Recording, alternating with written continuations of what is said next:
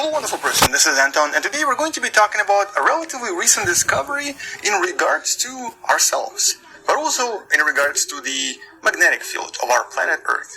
So let's talk a little bit more about this unusual discovery that seems to suggest we can actually feel it, and welcome to What the Man. And how important the magnetosphere of our planet is. It's essentially the biggest protective shield we have.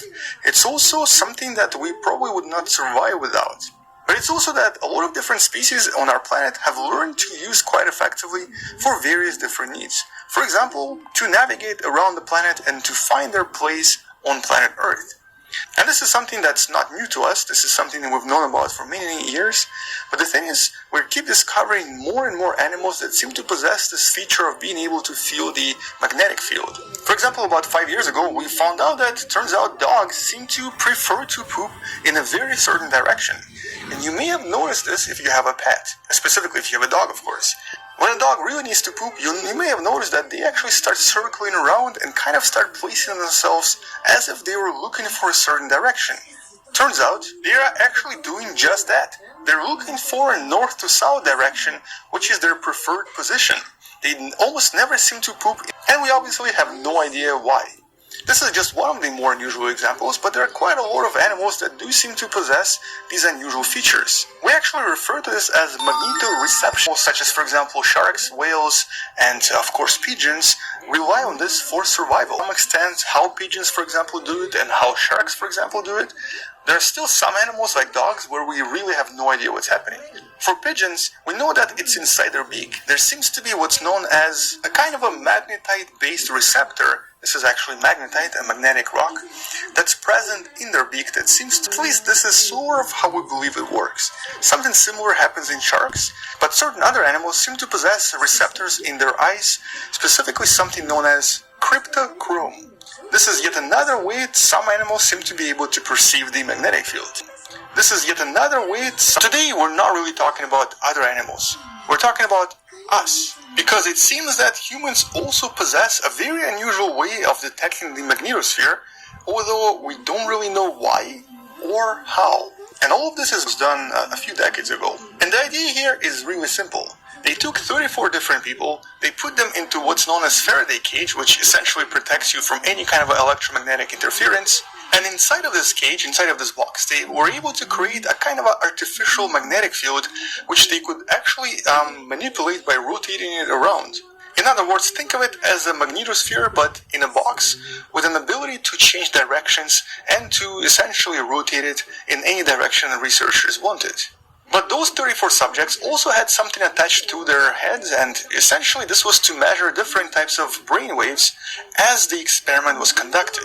Even though the person here was always asked to sit still and to always look in the same direction, when the researchers manipulated the magnetic field inside the box, their brains seemed to have reacted to it, and in a way that we usually refer to as stimulus response. Now, basically, when you just kind of sit around and you idle and you do nothing, you think about nothing, your brain will start producing what's known as alpha waves, which are very specific types of different waves that are usually around 8 to 12 hertz in frequency. But then suddenly, if you notice something, or if you start thinking about something, or if something catches your eye and you actually intensely focus on it, this is where your wave pattern will change. This alpha wave activity that you see right here actually kind of disappears and becomes a lot less prominent and is replaced by other waves. And the type of waves that they are usually replaced to are normally something like gamma wave, which is a little bit faster, has higher frequency, and this usually indicates that the person is processing information or is engaging their memory and so on. But we just have brains. And this is unusual because it seems that this is a genetic component. Only 1/3 of all subjects experienced it. 2/3 felt nothing. Which actually does suggest something. It suggests that this so-called magnetoreception is a kind of a vestigial feature. Basically, it's something that used to exist in our ancestors. Something that we probably used quite a lot, but we don't really use anymore. A very good example of this is how some people can actually use their ears or move their ears, very similar to how animals can do it, but not everyone is able to do so. This is a genetic component that's vestigial and does not exist in most people. Another really common example is some molecular biologists who read this study were actually not surprised by this at all. And that's because similar to how pigeons have magnetite in their beaks, we've discovered in the last few years that humans have a lot of magnetite in their brain, and we don't really understand what it's doing there or what it was used for before. And this magnetite seems to be present in pretty much most of the humans out there. And on top of that, our eyes contain cryptochrome, which is also very unusual. Now we think it's responsible for vision, but at the same time it can technically sense magnetic field as well. And what's even more interesting, and I guess in some sense more comical, is that last year the South Korean researchers conducted an extremely interesting experiment.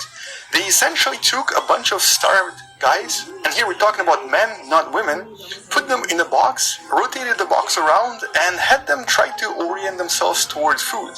The combination of hunger, blue light, and the fact that they were male allowed them to almost always accurately pinpoint where the food was located. And that is something that's extremely unusual and very interesting. But when the light was not blue, so for example when it was red light, or when they were not starving, or when they were women, they couldn't do it. It was only for starved males in blue light, which for some reason resulted in them being able to pinpoint where the food was after all. Now there might be some explanation to this, there might be some kind of an evolutionary hunter-gatherer explanation, but right now we actually have no idea why this experiment worked and what exactly it shows us. It does seem to indicate though that somehow blue light encourages our perception of the magnetite. Our instincts, specifically hunger, seem to encourage it even more. Our instincts, specifically hunger, seem to encourage it even more. Or at least they do so if you're a guy. Doesn't seem to work for ladies as well. Anyway, so these are really